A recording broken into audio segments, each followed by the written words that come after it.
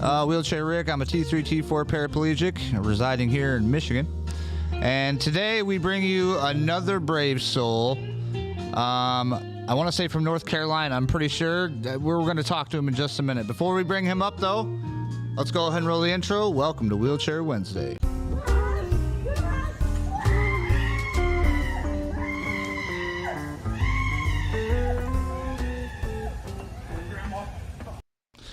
All right, y'all, let's welcome Mr. Kyle Morgan to the show. How are you, sir? Man, I'm good, man. Doing good. Good to see you. Yep, good to see you. So before we get rolling into this, the number one question normally is how'd it happen? That's what everybody wants to ask you. How'd it happen? How'd you get in the chair? So go ahead, introduce yourself. I got that right? North Carolina. Yeah. Go ahead, introduce yourself, let people know who you are, and then just how your injury happened. Basically, my name's Kyle. I'm a C5-6 quad, due to a drinking and driving accident 14 years ago. So I wish that wasn't like the story, you know what I mean? Wish there was like a whole lot of like a cool story, like I was saving some lives or something. But no, I don't know. I was going in the military, and I had 2 weeks to go, and I went out for my last hoorah, and then I woke up 5 days later in the hospital. Oh, man. You never even got to go to the military, did you? No, I was with the National Guard for about 6 months doing, like, the weekend warrior type stuff, and it was fun, man. I had a lot of fun doing it. I was excited about going to the military. I was excited about kind of, like, the career choice I picked, and I didn't make it. Oh, man. Damn it. Fell a little short, huh? Yeah, pretty much. All right. Well, it happens. A lot of us that's in this situation like to think that it happens for a special certain reason that we're not, savvy to. But who knows? What is your level of injury now? You said C5-6. C5-6. Okay, so you're oh, that's one thing I didn't do. I got to go back and do that. Thanks for reminding me. So you're a quadriplegic then? Okay. Yeah. Okay. The next question that I got for you is if you could go back those 14 years ago and you could not do that, would you stop yourself from getting in a crash and then going on to the military, or would you leave off where you're at now? I don't know, man. See, like, I've had that question a lot through the years. Like, would I change it? Would I go back? Would I do things differently? And I mean, like, I always want to tell myself, yeah, right? Because I mean, walking, running around, doing all the stuff I used to do was like really crazy and stuff. But I always think, like, if I went to the military, I probably would have done some hero type stuff and got myself killed, you know what I mean? Then I would have restricted a relationship with my son, and I wouldn't have been able to do, hold on, got a call coming in. And then I wouldn't have been able to do any of that stuff. Do I still look good on here? I mean, you're sideways, but yeah, I can still see you. Okay, hold on. But yeah, so I always think like that, like if I would have went in, I would have probably done some hero type stuff, and then I probably would have ended up got myself killed, or you know what I mean, restricted stuff. Plus, I mean, this wheelchair, honestly, man, it made me a better person, I think, in a way. Right. I know it sounds crazy. I don't know. I just see things differently now. I see things a lot more like. There you go. I see things a lot more. I don't know, a lot more humble now, I guess. You know what I mean? Like, I actually see real struggle now. Yeah, and, you kind of got a different taste of the other side. So you're like, yeah. Every time you wake up or you see something, I kind of get what you're saying. It's a different feeling that you get. It's a different way you go about your day. When I see like true struggle now, I don't know. It just hits with me different. You know, like pre-injury, I was like, if I couldn't do it, it can't be done type person, man. And I never asked for help, you know. And then now, like going through like the whole paralysis type life, I don't know. I get it. You know, like people need help. Everybody needs help. It doesn't matter who you are and what you're dealing with in life, paralyzed or not. This world is paralyzing enough, you know. So it's right. I don't know. Would I go back? Would I change things? Half of me wants to say yeah, but the other half says probably not. Right. You know? Yeah, it's definitely it's a good question. Now with your thumbnail that we put in here, you got like a guy that's on it's like a skid scooter or something, like a drift wheelchair. What's that all about? All right, so last year I started the Gimp Gangster Foundation, and basically I wanted to do something epic and create like epic experiences for people in wheelchairs, because I mean, let's just face it, man, there's really not a whole lot we can do, you know what I mean, especially cheap. cheap fun. There's Right. really not like a whole lot we can do. Everything we do is just expensive. So I started thinking like, what am I gonna do? And I got a dealer's license, so I buy and sell cars all the time.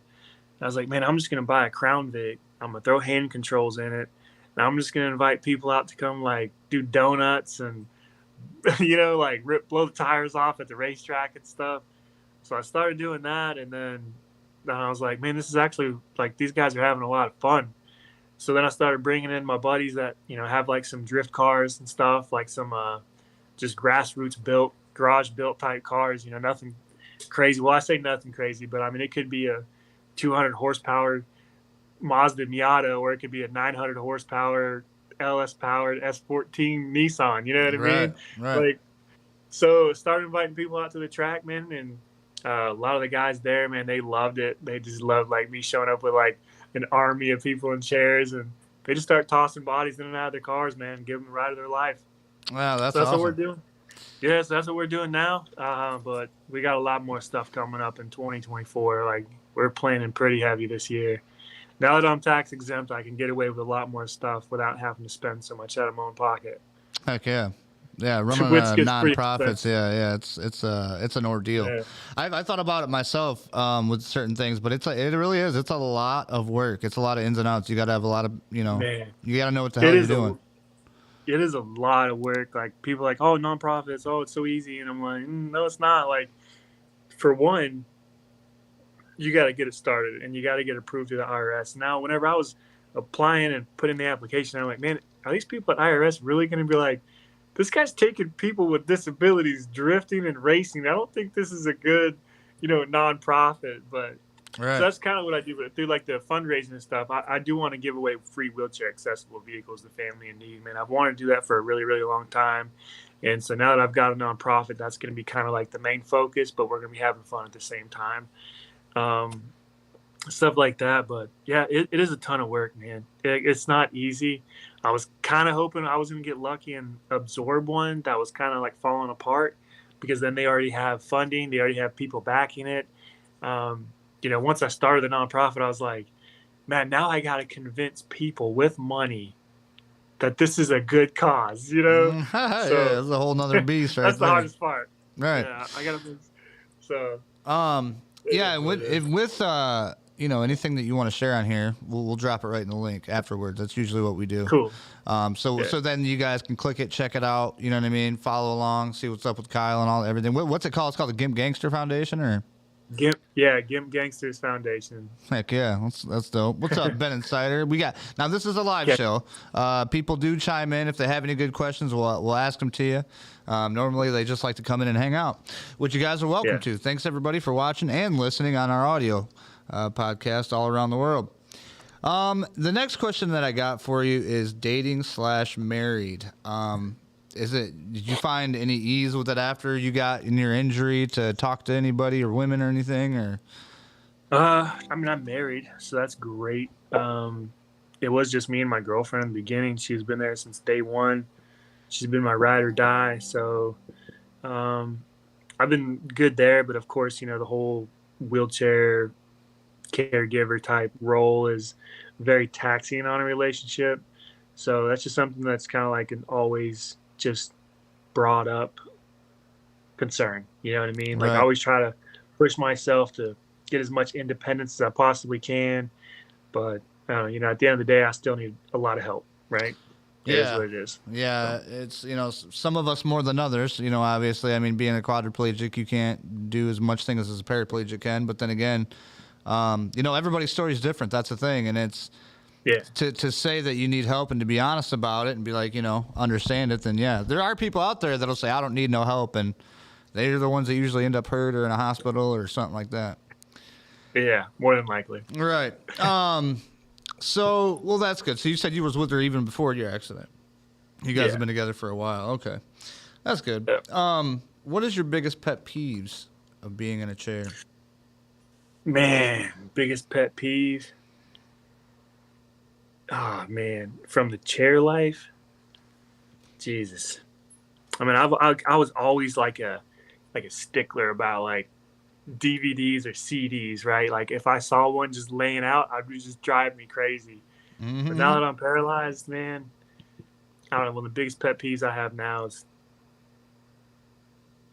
I don't know, because like everything, so there's so many things out of my control. I just usually let it ride, or it's like something that just annoys me. I'm just like, whatever, like I know what you're talking about. I, Like, kind of like when you're used to putting stuff away and things in their place, and you look up and you got like stuff laying out, and you're just like, well, that's not good. I wish I could get up and do it, but you just yeah, kind of let it go.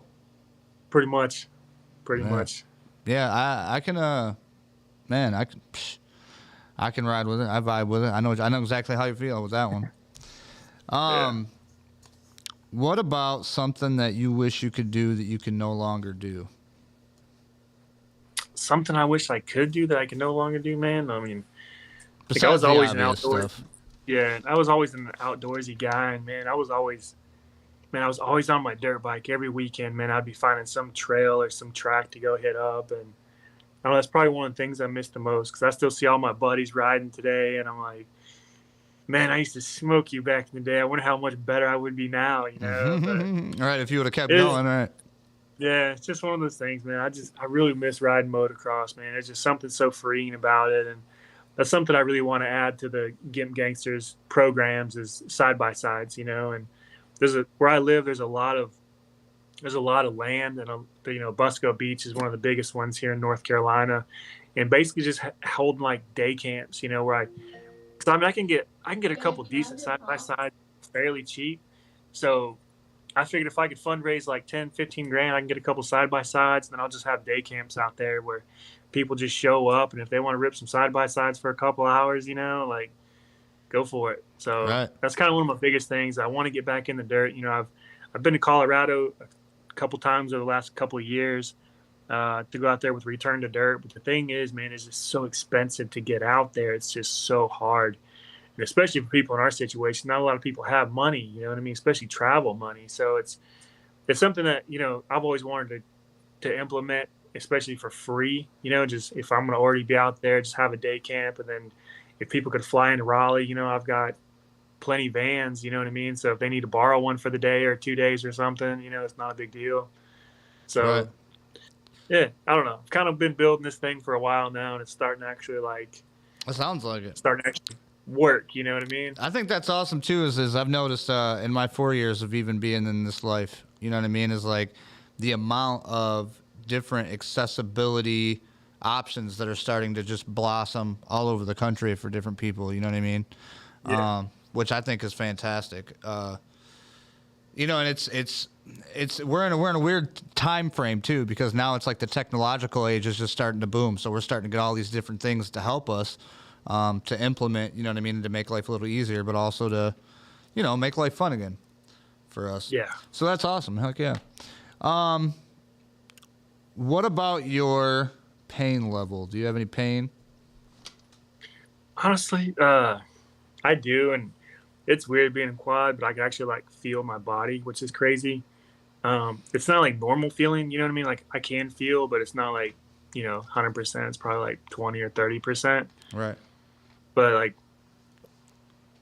as far as like nerve pain goes, I do really good with that. I don't have a whole lot of nerve pain, but if I do hurt myself, I know like there's pain. Like just being at the racetrack, probably back in like May, I wrecked my Crown Vic, right? Oh gosh. And I broke a rib, and I knew I broke something because I heard it, but I was like, it was either a rib or my back, like I don't know which one it was. It was one of And them. this is why And then, you're paralyzed. Yeah, you're just in here ripping around. Yeah. yeah, I mean, this is literally like 6 months ago. And then, yeah, so when I did that, like after about 3 days, I started feeling like back pain, and I'm like, that ain't good. So then I went and got X-rays, and they're like, yeah, you definitely broke a rib, and I was like, oh, thank God. They're like, what? I was like, well, it's either Wait, that what or a my minute? back. Wait. It was either that or my back, and I was like, I was really thankful it's not my back. So Hmm. they were like, oh my God, like this guy's freaking nuts. Yeah, it's crazy. And for people that's never broken like a rib, like when you break all of your ribs, you feel it for a while. Like it's even like Yeah, because I couldn't feel down here, but I remember just the breathing is restricted, like everything. Like the one thing that really got me was trying to take a full breath and not being able to, and having to train your mind to like, that's it now. You know what I mean? yeah, that's crazy because like my buddies, they're like, oh my God, you broke your ribs, and I'm like, well, a rib and dislocated one. They're like, man, like, you should be in a lot of pain right now. And I'm like, well, I probably am. Yeah, I Like, probably am. I just can't feel it right. yeah, Heck yeah. perks, I guess. The perks of the situation. Uh, Um, what is the thing that helped you the most after your injury? my wife. Yeah, if it wasn't for her, I wouldn't be so like stable, man. Just because like my family dynamic and the drama out there with all those guys, like I would have been in a nursing home day one. You know what I mean? Right. So, wasn't really for her. I probably wouldn't be as, I don't know, go getter as I am today. So that's pretty much it, man. For My sure. son's off too. He helps out, but he's only so much he can do. Yeah, yeah. He's younger too, isn't he? Yeah, he's 15. Oh, okay. 15 now. Yeah, so. Yep, for sure. I can relate with that. What about your hobbies? And you said about like dirt bikes and stuff. Now, what do you do now? So, I mean, before you used to ride dirt bikes and everything else, what do you do now for hobbies though, instead of doing that? Hobbies, man, like I've tried pretty much everything I could as being like quad, but I like flying my drone, man. That's just something I really love to do. There you go. I'm not good at it. Like I crash it all the time, but it's fun. Right. It's fun while it's in the air. Like, Right. yeah, I mean, like I'm not skilled. I don't have I can't really fly like an FPV drone or anything, but I don't know. I like flying my drone around, man. I still love fishing. I get out and I love working on cars and stuff, but uh, for the most part, I don't know. I do everything I can really, but for hobbies, I just kind of like to chill and just see what happens, man. Pretty much enjoy what's going on around me. Just have fun. That's another thing I was gonna talk to you too, because like we were talking before we went live.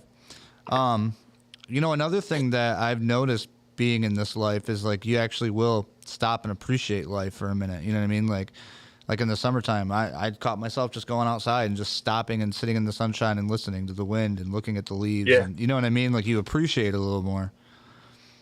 So. No, 100% you do. And I think it's because we take so much for granted.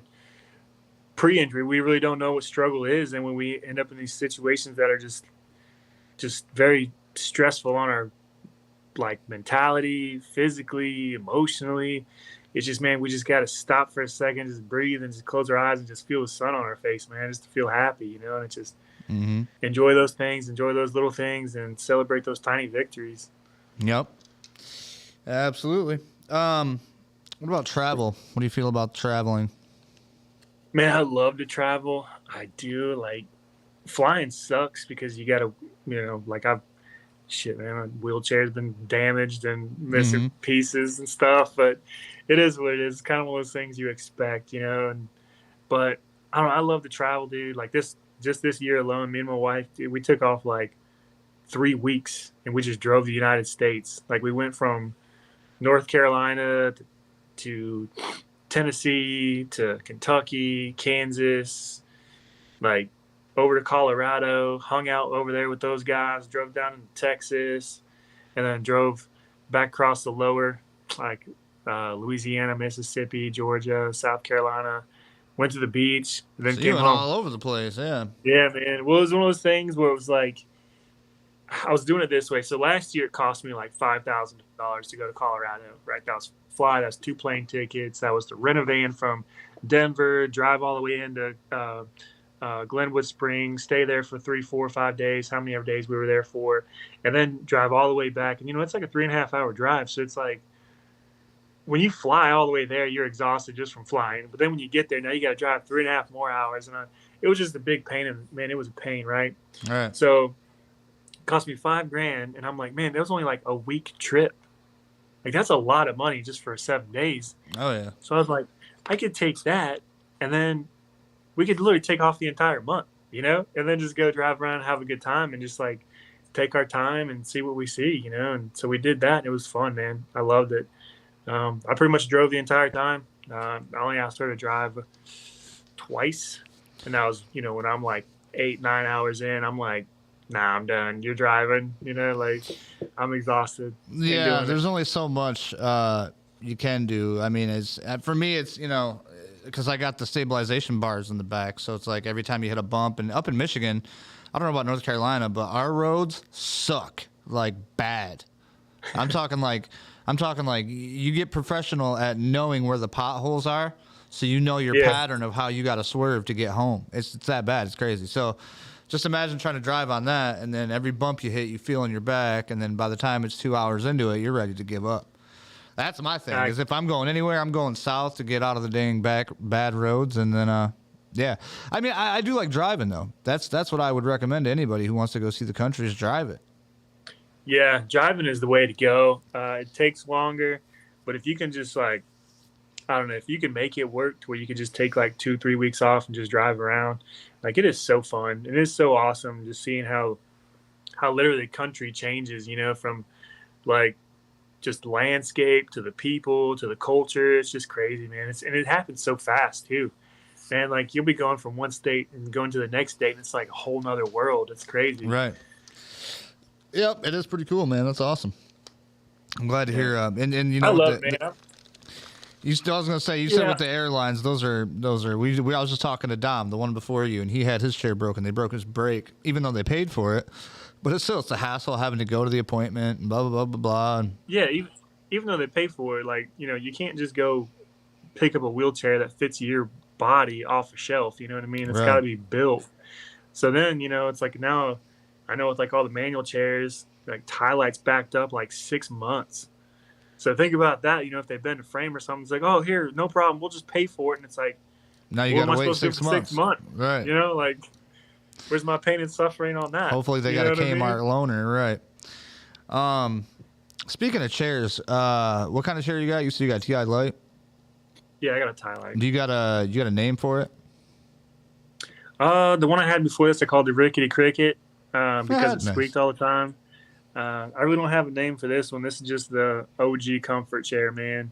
Like I've got a new one since this one, and it just didn't fit the same. So I'm like, everybody looks at this like, man, you need a new chair, and I'm like, I got one. It sucks. I had to go back to the OG, right? Yeah, this thing's just comfortable, man. It just fits well. Yeah, like I feel more balanced in it. I don't feel like I'm about to fall over.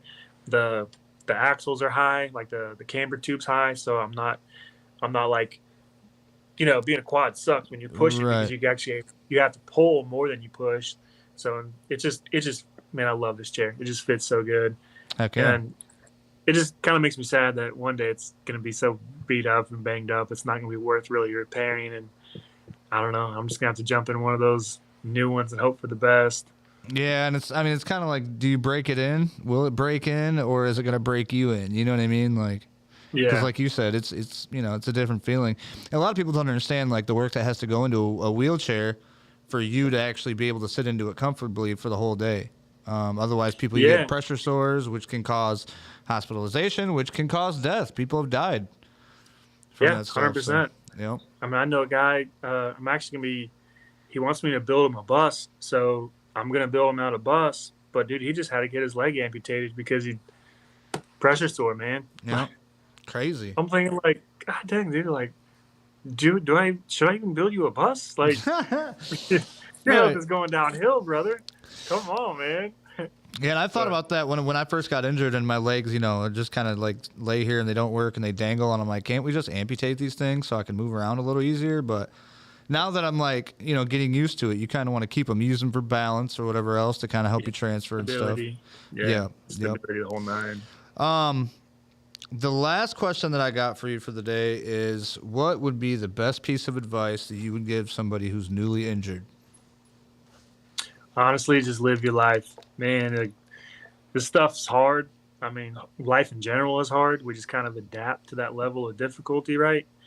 So I would say live your life to the best you can. Like if you need help, there's plenty of people out there living the exact same life. Uh, it's like I was talking to a buddy of mine the other day, and he was like, "Man, so like, what's it like being paralyzed?" And I'm like, "Well, everybody paralyzed can pretty much tell the same story. Like it would only take one person to write a book, and it would pretty much like tell everybody's story because I mean it's similar, very Mm-hmm. similar. So I don't know, just live your life, do the best you can, never give up, keep pushing yourself. Basically, life's too short to throw in the towel. I mean, it took me 11 years to get my driver's license, which is a long time. But once I finally had it, I just, I don't know. I started thinking about like all the time I lost by not having it. Right. And then So now I'm working on some stuff to uh, help people drive sooner. Like just realize that they can drive sooner. You know what I mean? Because man, I was a quad. You know what I mean? Like right out of the hospital, I had to be spoon fed. I couldn't do anything. Couldn't breathe and brush my teeth. And it's taken me a long time to build up the independence and the strength to get to where I'm at today. So, like, just never give up, man. Because I mean, that 11-year mark when I got my license, it was like, dude, it was just free, man. It was worth it. It was worth it. It was a lot of struggle, a lot of pain.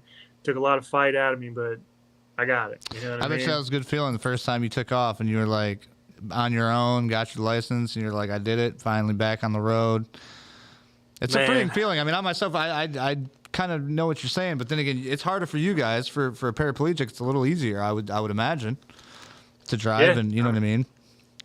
Well, yeah, so like whenever I was there at the DMV, and I was like practicing driving around my neighborhood anyways, so I can kind of get the hang of it. But when I was at the DMV, this is in 2020, and they're pretty much like shut down. So by February 2021, I finally got to go to an appointment where they had a parking lot big enough to do like riderless tests or whatever, where they just kind of like watched you in a parking lot. Mm-hmm. And man, whenever I was transferring, this lady was like, I mean, it was taking me some time to transfer. She was like, man, there's no way I'm going to give this guy a license. You know what I mean? Like it's taking him 10 minutes to transfer from his wheelchair to the driver's seat. And that's the thing too, is I would rather drive I would rather transfer 10 times a day in and out and to drive from a regular chair, because man, it is so comfortable. Like the guys that drive from like their manual chairs, I don't know how they do it. Like I would fall over all day. I would be out of my chair. Yeah, I use the power chair for the most part, just because I mean, where I live at, I'm all over rough terrain. The driveway is super long and tall, but also I drive my van. It clicks right in. I get in my van and it's pilot seat. Yeah, perfect. But yeah, I don't know. I can imagine either, man. Like a lot of people, it's not everybody has it the same. Like you said, everybody's kind of similar, but it's all different stories, and it's everybody has their own struggle. For sure. Oh, yeah. But yeah, definitely, man. Hey, I tell you what, I appreciate you coming on today. I'm going to give you a round of applause from our in-house studio audience. Nice. You can't see them, but trust me, they're there. You'll hear them afterwards. Now, if you have anything that you need, like a link that you want to share with people, we'll go ahead and add that to this later. So in the description, if you have anything you want to post up, we'll throw it in there, the nonprofit or whatever. That way people can find you, check you out, follow you along. Cool. Does that sound good? All right. Yeah. Heck yeah. All right. Well, hang out with me, Kyle, real quick. I'll talk to you right after this. Everybody else, thanks for tuning in. Thanks to all our audio listeners all around the world. And we will see you on the next Wheelchair Wednesday. Peace.